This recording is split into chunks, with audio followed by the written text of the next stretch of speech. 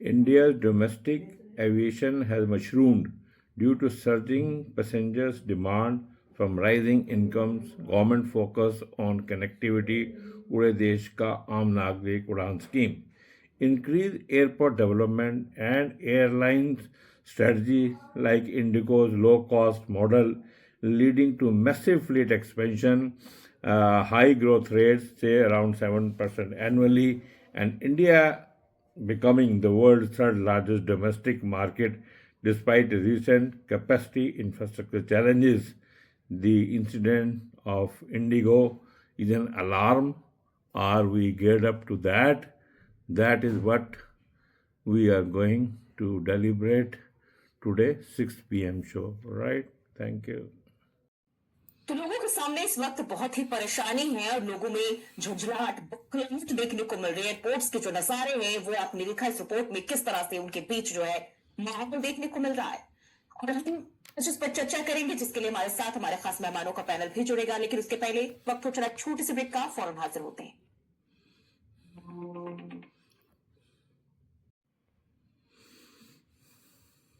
और ब्रेक के बाद फिर से स्वागत है आप सभी का और आज हम बात करेंगे इंडिगो संकट को लेकर। जिस तरीके इस वक्त देश के तमाम अलग अलग एयरपोर्ट्स पर जो कुछ भी तस्वीरें सामने आ रही है, लोगों में गुस्सा साफ तौर पर देखने को मिल रहा है। जो विदेशी लोग हैं वो अब काउंटर पर चढ़कर हंगामा कर रहे हैं और आज हम चर्चा करेंगे क्योंकि अब इस पर राजनीति भी शुरू हो गई है। पक्ष विपक्ष जो है एक दूसरे पर आरोप प्रत्यारोप लगा रहे हैं और आज हम बात करेंगे अपने खास मेहमानों से इसको लेकर, जिसके लिए हमारे साथ अमित तिवारी नेता बीजेपी से, यश श्रीवास्तव प्रवक्ता कांग्रेस पार्टी से, गुरमुख सिंह बाबा एविएशन एक्सपर्ट और captain Kabir Malik aviation expert. बहुत बहुत स्वागत है आप सभी मेहमानों का हमारे साथ इस चर्चा में शामिल होने के लिए। सबसे पहले सरकार की तरफ से मैं आज जब दखल अंदाजी सरकार ने अब दे दी है तो मैं आपके पास आऊंगी अमित जी। यात्रियों के तो इस वक्त हालात है कि इंतहा हो गए इंतजार की, कोई खबर नहीं मिल रही है, हमें तक की नौबत आ चुकी है। जोई जी धन्यवाद समय देने के लिए। देखिए जिस तरीके से इस पूरे के पूरे प्रकरण को एज अ पॉलिटिसाइज किया जा रहा है कांग्रेस पार्टी के थ्रू, हमें ये समझना होगा कि ये more of a technical issue है इंस्टेड ऑफ पॉलिटिकल। पहली बात आप देखिए ये जो एयरबस का जो ये फ्लाइट है उसमें एक बग आ गया था। उस बग का नाम है, एक सॉफ्टवेयर बग आ गया था, उस बग का नाम है आइक्रस बग, जिसको ये कहते हैं कि जो एयरबस की जो फ्लाइट्स हैं उसमें सोलर रेडिएशन और डेटा कंट्रोल करप्शन की वजह से ये बग करप्ट करता है। तो इस वजह से वर्ल्ड वाइड 6000 जो फ्लाइट हैं वो इम्पैक्टेड हुई थी। इंडिया में एयर इंडिया और इंडिगो को लेकर 350 फ्लाइट्स, अमेरिका और ईयू में 3500 फ्लाइट्स और साउथ अफ्रीका और एशिया पैसिफिक में 1500 फ्लाइट्स इसमें इम्पैक्टेड थी। पहली बात। दूसरी बात, मैं आपको एयरबस ने एक अलर्ट जारी भी किया था और उस अलर्ट में वर्ल्ड वाइड अलर्ट जारी किया था 28 नवंबर को और कहा गया था कि जो बग पाया गया है उसके लिए हम फिक्स प्रोवाइड कर रहे हैं और 30 नवंबर को 5:30 बजे सुबह तक ये सारे बग्स को फिक्स कर लिया था। एयर इंडिया ने फिक्स कर लिया था।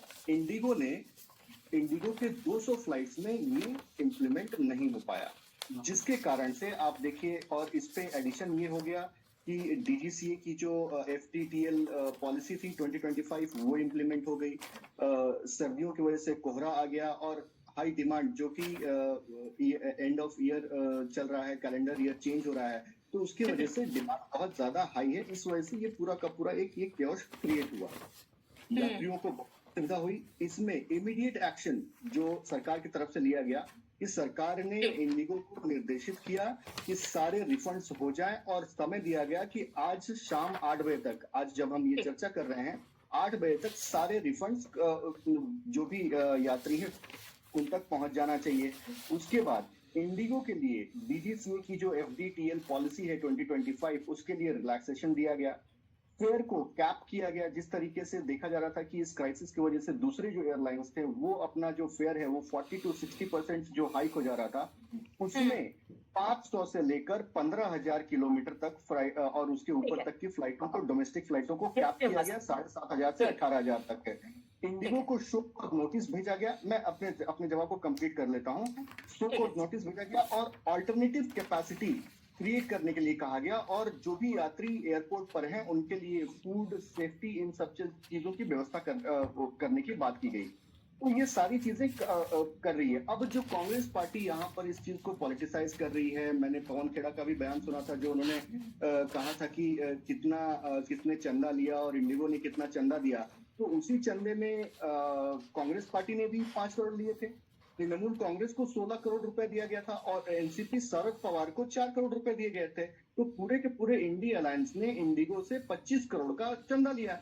तो क्या वो ये कहना चाहते हैं कि वो चंदा ये इसलिए दिया गया था कि कांग्रेस उसको सपोर्ट करे और उसको चलिए कांग्रेस पार्टी के पास, ठीक है। यश श्रीवास्तव, अगर हम बात करें, क्या विपक्ष इंडस्ट्री को ही दोषी मानता है या फिर सिर्फ सरकार को? क्योंकि इस वक्त अगर हम देखें पायलट्स की ओवर जो लोडिंग होती है, ओवर बुकिंग होती है, इन सब की ये सब मसला जो है कहीं ना कहीं कंपनी का है। महोदया, मैं आपको सबसे पहले बता दूं कि हमेशा की तरह मुझे आपके चैनल पे विजुअल्स नहीं दिख रहे हैं, तो मेरा निवेदन है कि मुझे मेरी बात पूरी कहने दीजिए। जो भी आपको क्रॉस क्वेश्चन करना हो उसको बचा के रखें। तो ऐसा है, हमें यह तय करना पड़ेगा कि हमारी सरकार, जो वर्तमान सरकार, वो अक्षम्य, अकर्मठ, निरक्षर है या फिर झूठ बोल रही है। क्यों मैं ऐसा कह रहा हूं? क्योंकि अगर ऐसा कोई इकरस नाम का बग होता, जिसको मैंने डाई अनदर डे नाम की फिल्म के बाद आज नाम सुना है, तो ये बात इंडिगो हमें बहुत पहले बता देता। ये 3-4 दिन से लोगों के बीच में वहां गुत्थम गुत्था हो रही है, जूते चप्पल हवा में उड़ रहे हैं, एक बाप अपनी बेटी के लिए चिल्ला चिल्ला के काउंटर पे बात कर रहा है, ये सब तमाशे का रास्ता कोई नहीं देखता। और सबसे ये है कि कई लोग ऐसे रहे जो शादी करने जा रहे हैं, अब शादी 4 दिन बाद करेंगे। नहीं, वो कुछ भी करें, पहले मेरी बात पूरी होने दीजिए। जो कुछ भी है, तो देखिए, यदि भारत सरकार के पास बार्गेन होता, यदि इंडियन एयरलाइंस या एयर इंडिया जिसका नाम था, उसको आपने उठा के ऐसे बेचा नहीं होता, तो आपके पास एक शक्ति होती कि आप लोगों की मदद कर सकते थे। लेकिन जिन लोगों को आपने चुनावी चंदा, ये चंदा, वो चंदा करके सब कुछ बेच दिया, अब उनने आप पे हाथ रखना चालू किया। दूसरी संभावना ये है कि अडानी ने अभी हाल ही में पायलट ट्रेनिंग का एक कंपनी खरीदी है, उसके बाद अचानक ये क्राइसिस हमारे सामने आई। और मैं ऐसा क्यों कह रहा हूं, उसका विधिवत प्रूफ मैं आपको बताता हूं जी। इसके पहले इसी साल की शुरुआत में अचानक पेट्रोल पंप पे पेट्रोल खत्म हो गया, लोग पेट्रोल के लिए लाइन लगा। उसके कुछ समय पहले अचानक खबर आई कि कोयला खत्म हो गया है भारत में, 1-2 दिन का कोयला, पूरे देश में बिजली बंद हो जाएगी। तो कोयले की हो मच गई, फिर अचानक अडानी का घटिया कोयला बिकने लगा। उसके पहले इन्होंने कह दिया कि भैया नोट बंद, तो नोट के लिए लाइन लगी। उसके पहले इन्होंने कह दिया कि देश में संसाधन खत्म हो रहे हैं, तो फिर इन्होंने सब लोगों की कटौती करना चालू करी। लॉकडाउन जब हुआ तो इन्होंने कहा भैया सब लोग पैसा दे दो, तो जिसकी तनख्वाह प्राइवेट है उसकी तनख्वाह से भी पैसा चला गया। अनगिनत एग्जाम्पल है ऐसे, ये 3-4 बार सिक्योरिटी क्राइसिस बता चुके हैं जिसमें ये लोगों से अनियमित रूप से फेवर्स लेते हैं। हर गलती, हर लापरवाही, हर बेवकूफ की तरह टेक्निकल हो जाता है। और ये कहते हैं राजनीति नहीं होनी चाहिए, राजनीति नहीं होनी चाहिए। तो आप नहीं आते पर्दा जलाने, उस समय आप कहीं पोस्टर पर पर्दा चढ़ा रहे हैं, साड़ी पहना रहे हैं, कहीं कुछ कर रहे हैं। देखिए ये सब बहानेबाजी है। आपको एक सही प्रशासन चाहिए हर जगह, और एक सही शासन चाहिए। ये बहाने बनाना, एक हफ्ते बाद इनको इकरस बग मिला, इकरस, अरे नाम तो ओरिजिनल रख लेते कम से कम, बग का। फिल्म में ये हुआ था आज से 23 साल पहले, शर्म आनी चाहिए आप। ठीक है, ठीक है। गुरमुख सिंह, देखिए इस वक्त बहाना है, ये कहा जा रहा है जरूरत पड़ी, और साथ ही साथ पायलट में इतनी बड़ी कमी कंपनी की तरफ से लगातार ये जानते हुए छुपाया जा रहा था, कितनी बड़ी लापरवाही। आप मेरे से पूछ रहे हैं, और मैं तो ये नहीं चाहता था कि ये पॉलिटिकल डिबेट हो रही है और मैं उसमें पार्टिसिपेट कर रहा हूँ। हमने पहले भी डिबेट करी, पर चलो ठीक है, इन्होंने अपनी अपनी बात रख दी, पर मैं इनके ऊपर कमेंट नहीं करा। दोनों को हक है अपनी अपनी बात कहने का। एज एन एविएशन एक्सपर्ट जो मैं बात रखना चाह रहा हूँ, और हमने पहले भी रखी है, कि ये जो मुद्दा है खाली फ्लाइट FDPL का है, राइट। आप अचानक बैग हैवी हो गए और सेफ्टी हल्की हो गई, इसके ऊपर मेरा कोई कमेंट नहीं है, आप जो मर्जी कहे करें। पर ये फैक्ट है कि अडानी साहब MRO बिजनेस में हैं, अडानी साहब ट्रेनिंग बिजनेस में हैं, और ये दोनों मुद्दे बिजनेस ला रहे हैं, और ये जो क्राइसिस है ये उस तरफ बिजनेस की तरफ जा रहा है।